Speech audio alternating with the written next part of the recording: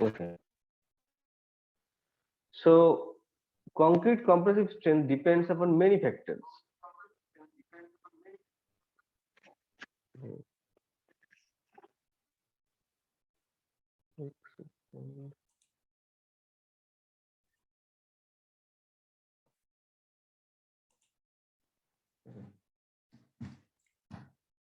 So concrete compressive strength depends upon many factors, that is quality and proportion of ingredients, the curing environment. तो curing environment मतलब क्या होगा? Hello hello sir concreting करने के बाद जब उसमें वाटर जो देते हैं बाद से, उसे तो क्यूरिंग बोलते हैं।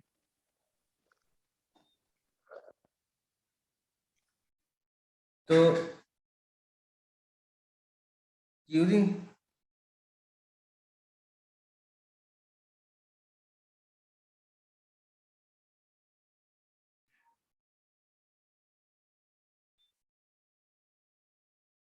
तो देखो quality and proportion of the ingredients, जैसे कि हम लोग अगर पीसीसी बनाते हैं तो उसका जो पीसीसी बनाएंगे तो हमारा क्या होगा, उसका एक क्या बोलते हैं रेशियो होता है। ओके, वो रेशियो अगर पीसीसी के लिए होगा 1:4:8 तक, ठीक है, 1:4:8। अब 1:4:8 मतलब क्या हो जाएगा, any idea? Sir 1 part cement, 4 part sand and 8 part aggregate. हाँ ठीक ठीक ठीक, ओके।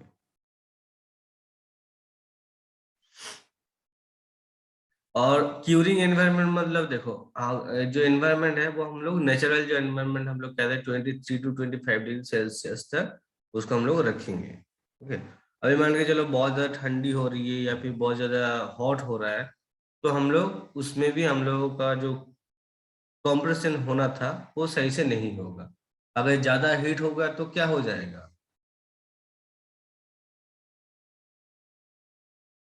क्रैक आ सकता है। ज्यादा हीट हो जाएगा मतलब वो जो कंक्रीट है वो सही तरीके से सेटिंग नहीं होगा। ठीक है, वो थोड़ा क्या होगा, वो एक्सपैंड कर सकता है। ठीक है, वही अगर कोल्ड वेदर में होगा तो उसमें क्या हो जाएगा, बहुत क्विकली वो सेटल हो जाएगा और मटेरियल क्या होगा, ब्रिटल बन जाएगा। ओके, ठीक है ना, ब्रिटल समझ में आता है? यस। नेक्स्ट क्या बोला है, the grades are designated by one letter M for mix and number from 10 to 80 indicating the characteristic compressive strength, that is FCK, that is in Newton per millimeter square। ये मैंने कल बता दिया था, right? Yes sir. Okay, तो यहाँ पे देखो ordinary concrete, standard concrete and high strength concrete तीनों में डिवाइड किया था। जैसे कि हमने भी कल प्लेन सीमेंट पीसीसी के लिए कितने बोलते हैं, 5 to 15 बोला था, तो हम लोग 10 तक हम लोग 20 तक हम लोग ले सकते हैं, ये भी बोला था पीसीसी को। Standard concrete 25 to 55 and high strength concrete M60 to 80। Okay, the following grades of concrete generally used in highway pavements, M30, M35, M40, M45, ये हम लोग हाईवे में यूज करते हैं। ओके, तो कॉम्प्रेसिव स्ट्रेंथ समझ में आया? सर M30 का मतलब उसका साइज है क्या? हाँ, फिर से बोले एक बार। M30 का मतलब उसका साइज है क्या? नहीं, M30 का मतलब है after 28 strength. compressive strength will be 30 Newton per millimeter square। Okay sir. ठीक है,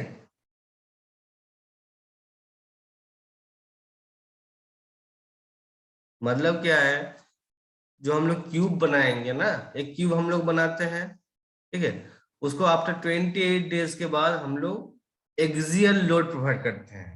कंप्रेसिव लोड प्रोवाइड करते हैं।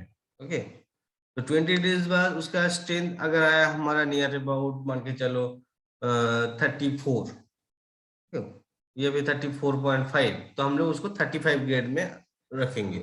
या फिर उसका मान के चलो ग्रेड आ रहा है 24, तो उसको हम लोग M25 ग्रेड के अंदर में प्रोवाइड करेंगे।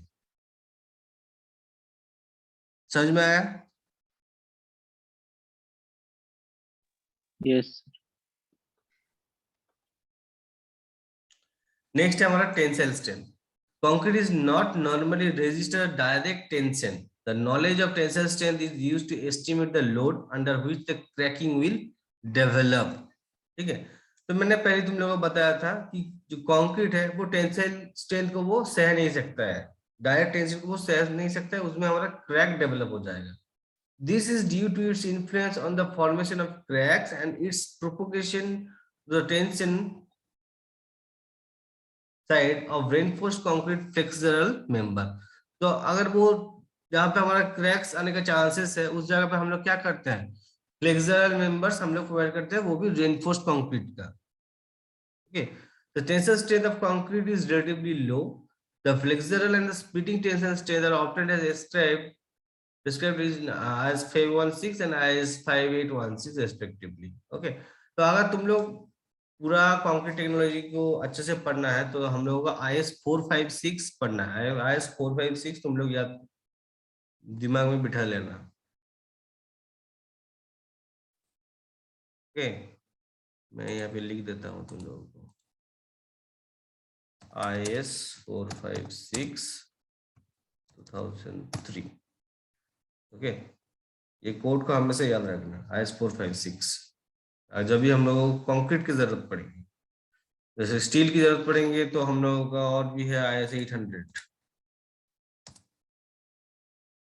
ओके, ये तुम लोग धीरे धीरे सीख जाओगे। So half the following expression gives the estimation of flexural strength, that is FCR equals to 0.7 root over FCK in Newton per millimeter square। तो अगर हम लोगों को फ्लेक्सुरल स्ट्रेंथ निकालना है तो पहले हम लोगों को क्या जानना जरूरी है?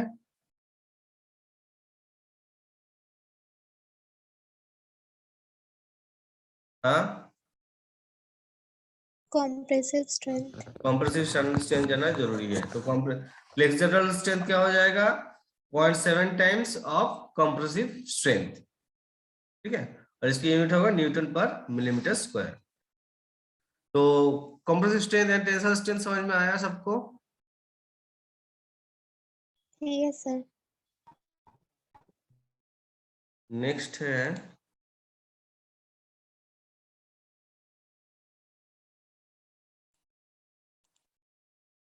elastic deformation। It is seen that the initial tangent modulus is much higher than ET। ET मतलब कौन सी जगह पे देखो तुम लोग, ET मतलब हो रहा है हमारा इस जगह पे।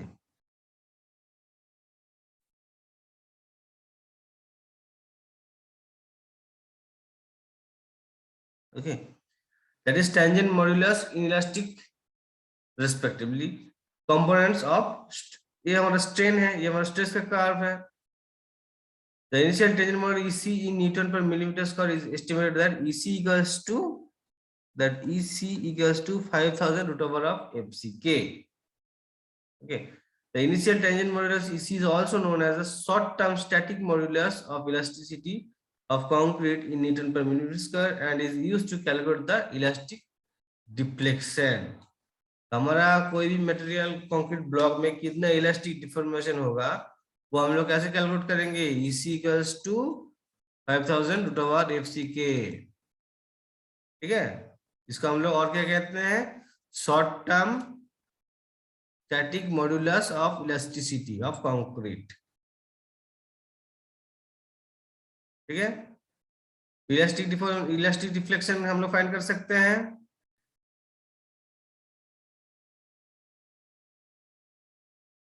हेलो सर FCK क्या क्या है? FCK क्या है?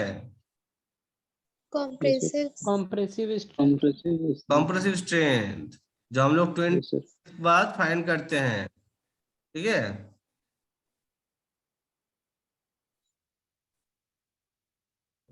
नेक्स्ट है हमारा shrinkage. So shrinkage is the time dependent deformation, generally compressive in nature. The constituent of concrete, size of the member, and the environmental condition are the factors on which the total shrinkage of concrete depends. तो shrinkage किसके ऊपर depend करता है? हमारा जो हमने concrete बनाया है उसमें हमने क्या क्या कॉन्स्टिट्यूएंट लिए है, जैसे कि हमारा सीमेंट हो गया, सैंड हो गया, एग्रीगेट हो गया, वाटर हो गया, ठीक है।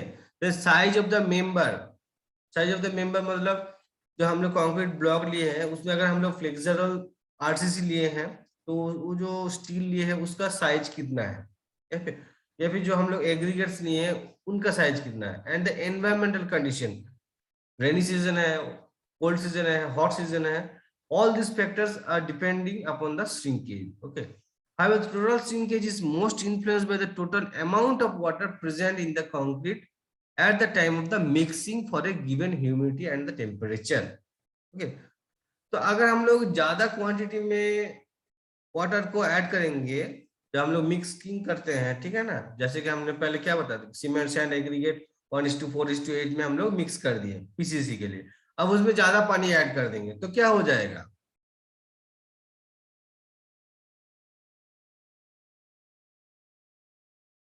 ज्यादा पानी ऐड करने से क्या हो जाएगा? ब्लीडिंग, फ्लो करने लगेगा कंक्रीटिंग करने के बाद वाटर। हाँ, तो उसमें से हम लोग श्रिंकेज होने का भी चांसेस रहेगा, ठीक है। So the approximate value of the total shrinkage strain for design is taken as 0.0003. ये भी बहुत सारा टाइम ऑब्जेक्टिव क्वेश्चन में आता है। What is the approximate value of the total shrinkage for strain?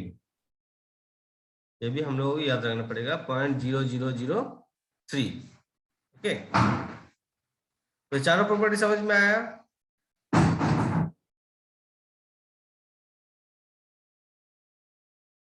कुछ डाउट है किसी को compressive strength, tensile strength, elastic deformation shrinkage में?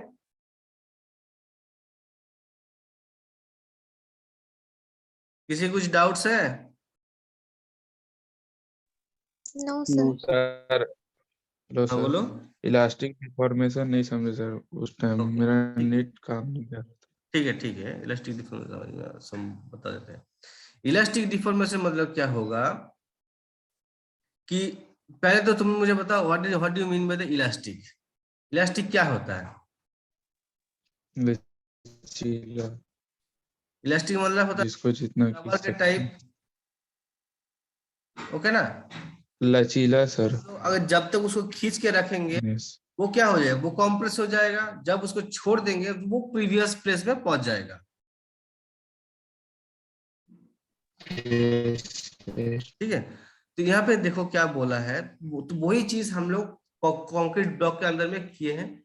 ये हमारा जो एक्स एक्सिस है वो हमारा स्ट्रेन है, और जो वाई एक्सिस है वो हमारा स्ट्रेस है।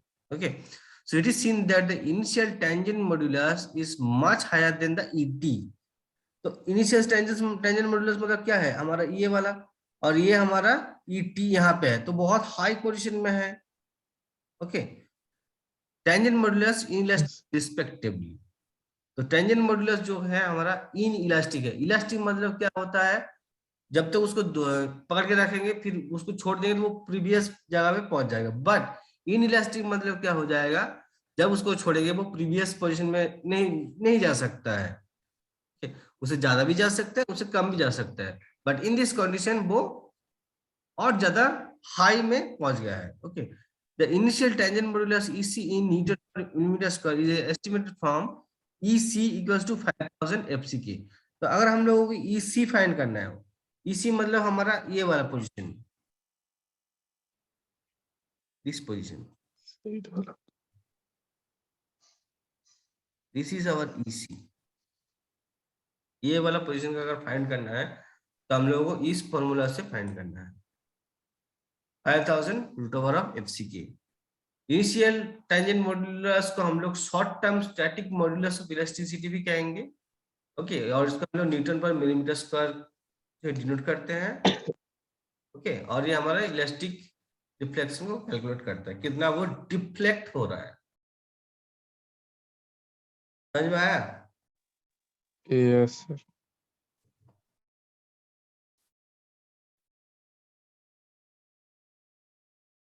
सारे समझ में आ गया? Sinkage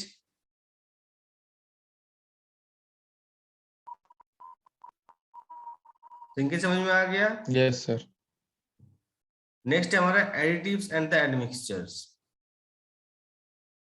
second